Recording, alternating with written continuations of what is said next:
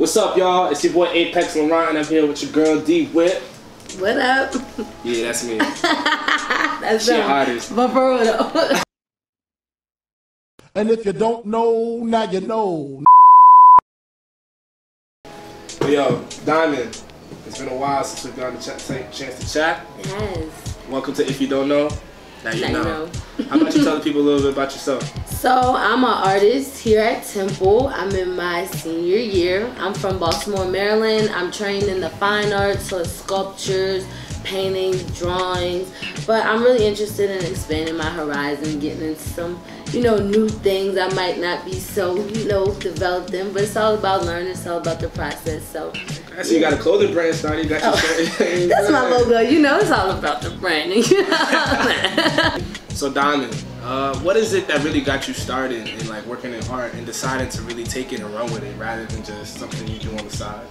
Okay, so I got two little start-offs I could do. In the 5th grade, right? I used to always get my work done fast, GT classes, all that good stuff. And so I used to be bored, and I just started doodling eyes. If you know me, every time I live paint, it's an eye. If you know me, you know that. Yeah. So instead of the teacher reprimanding me or see, third eye, right, get hit. Instead of the teacher getting mad at me, she would help me craft my, my drawing. She would give me tips and stuff, and I'm like, okay, man, all the students mad at me, they doing work, and I'm drawing in the middle of class. And so she was like, you should try out for this magnet program. I'm from Baltimore. I didn't want to go to a zone school. That was a school down the street from my house, basically. And so I was like, well, I'm gonna do art. And my mom even looked at me like, you draw? All I seen is stick figures. I'm like, no, I'm gonna do art. So ever since 5th grade, I got into Subbrook. Shout out to Subbrook, my Subbrook fam in Baltimore. Then from there, I went to Carver. So I've been taking art pretty serious since the age of 11. Word. So tell me a little bit more about your Diamonds coming up and being in Baltimore, trying to do art, and eventually coming to Temple University and taking over the way you did. Honestly, you was homecoming king. No, queen. Homecoming queen. Homecoming queen, royalty. Excuse me, not king. Royalty. But we're not sexist over here. Gender neutral over here. So you was a king, queen in your own right. All that. I was all that basically. Okay, I'm gonna say this in the most humble way possible. I've always been a star, you know what I mean? Whether people realize it or not, I always felt like it was all in me. It wasn't, up to their discretion. I already declared it. So it was just when people started to realize, it's like, oh, y'all was late. Y'all just getting hit. I love it. But so basically, I really didn't choose the art life, man. Sometimes I feel like it chose me. I've always been known as a girl who painted, who sculpted. I was that girl, not a lot of, I meet very few young black women who sculpt, and a lot of people don't know that I sculpt. That was my first love, real hands-on. When I came to Temple, I was real low because I just needed to take a mental art break, need to woosah. And I was like, maybe I'm gonna chill on the art. And then the universe was like, no. And I got into digital art gallery with Quash, the homie. Always and forever, shout out to Quash. Always doing this thing. But I got into his art show my sophomore year. All my friends like, we knew you was lit, but you draw too? You do paint, you do art? I'm like, try to play the humble, yeah. And ever since, something's like, and I have sculptures too, I don't do small work, and there's nothing wrong with small works. But so ever since that, it didn't stop. I didn't ever promote, and I still don't feel like I super heavy promote. People just see my work, they enjoy the quality of it, and they enjoy supporting me more than anything. I'm nothing without the support of my family, number one. That's my foundation. And without my friends, without people supporting me, you wouldn't even know what the logo means, you know what I mean? Without people following me, without people showing me genuine love, I feel like I get genuine love. Because I give genuine love. Positivity breeds positivity. Yes, say it again. If you don't know, now you know. No, yeah, that's what's up though. I see you a very multifaceted artist. I try. But aside from a lot of the wins that you were able to accomplish at Temple University in Baltimore, I'm sure you had to deal with a lot of downfalls and a lot of obstacles. So what was one of the hardest things coming up as a young black woman artist in Baltimore and in Philadelphia that you had to deal with in order to get to here?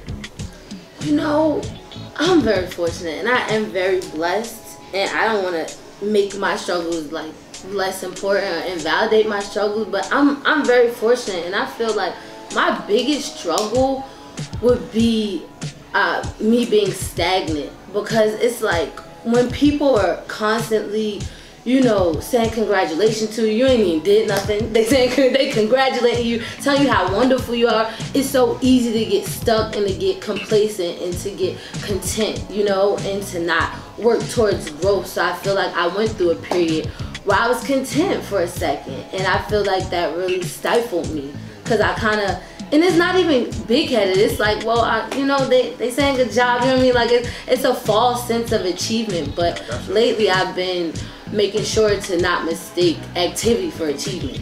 And I tweeted that out because, you know, a lot of times we get caught up, or I can speak for myself in doing this, but like, really, how far are you going? I see you moving to the left, to the right, too, but are you marching forward? I like that. So, I mean, that's really what... Shout out Leno Overcame Foundation, March Forward, coming heavy March 4th. But that's what it's all about, just the progress and moving forward. So that's what I'm struggling, and I'm getting over that now. And sometimes you just got... And my life is really noisy, and I struggle with that.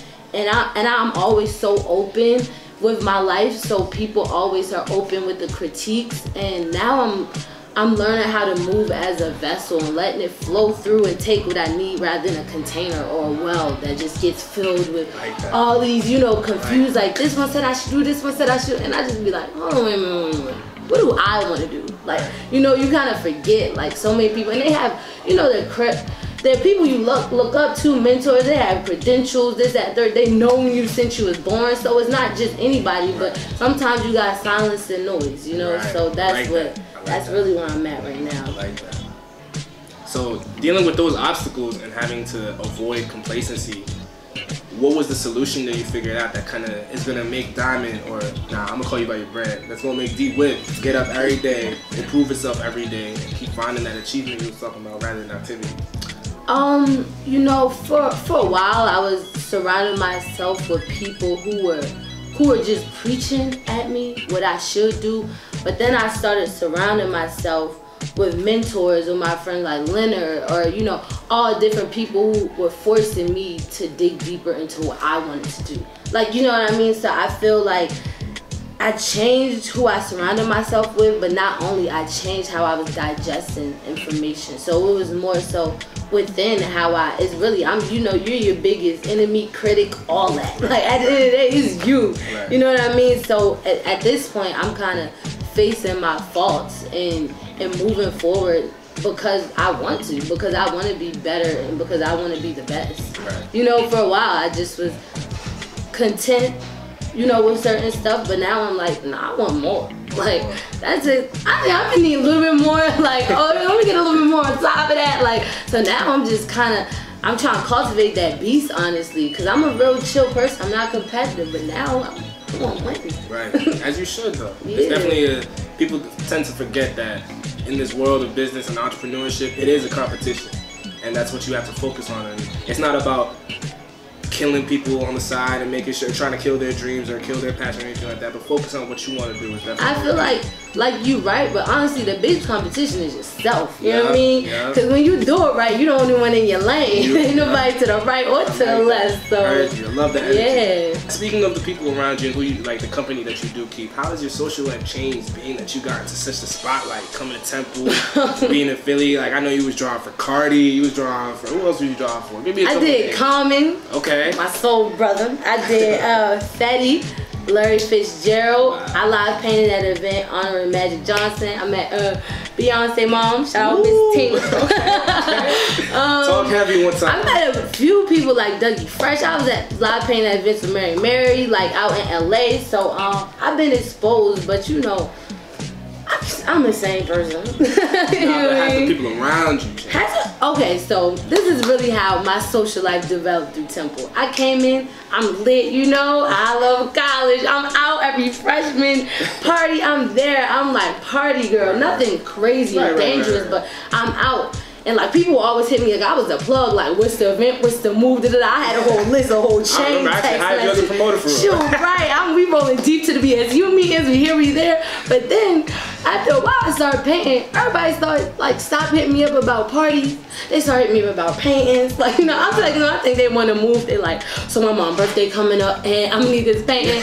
And I'm like, okay, I respect y'all coming at me on a business standpoint, but honestly, it's certain things become less enticing. Like if it's not, you know, actively adding towards your goal, then you probably subtracting. Right. not all the time, but yeah. So my outlook changed, and there's nothing wrong with enjoying yourself, but with a purpose. You know, I'd rather have fun at a networking event or supporting my friend at their event, or you know, my friends had a ton of events. My friend, all of my friends. So I'd rather, you know, go out and support or be working on my brand while simultaneously having fun. Because at this point, if I'm just gonna go out and spend my money and somebody that put the party together, I mean, unless they my homie, I'm like, I could put this party together. Like, everything I look at is like a business now, so it's like I'm trying to move more intentional. Gotcha. Is there a specific celebrity that you would want to work with? Oh yes, I have her, Yara Shahidi. Ooh, get at me, sis, right here. Right here. Out, right? Big sis status right here. Yes. I didn't even check that bro on this shit. She's so poised and so, no, I don't watch TV. Oh. It's called programming for a reason. But right. No, I really do want to, some shows I do go out of my way to check out, so like She's Gotta Have It. Right. People told me I just needed to watch that show. I did. And I do want to check out Going. So certain selections I do go out of my way to check. But yeah, I love that little girl. She's so educated, so right. She holds herself with a lot of voice. So powerful. Go ahead. And Oprah. Always. Super Soul Sunday. I'm next. We rooting for you, Doc. We rooting for you. Now, aside from a celebrity, is there any non-professional, or no, excuse me, non-celebrity but professional that you would want to work with? And you can either name somebody in specific or a certain field that you would want to work with. Maybe a videographer, a musical artist, a philanthropist, anything like that. That's a good question. Well, I support all of my friends. Like, if you like it, I love it. If you selling crayons, girl, we gonna sell crayons together. Like, do you see these is wrapped in gold? So like, honestly, I'm gonna show. So let me see. Do I have to start shouting out my friends? Because if that's the case, we could do that too. My girl Nye McFly out in LA doing her thing. Leno with his non-profit organization. I have so many. My girl Nala B. Nala, hey. Nala B. My boy Kaylin out on the Ellen show.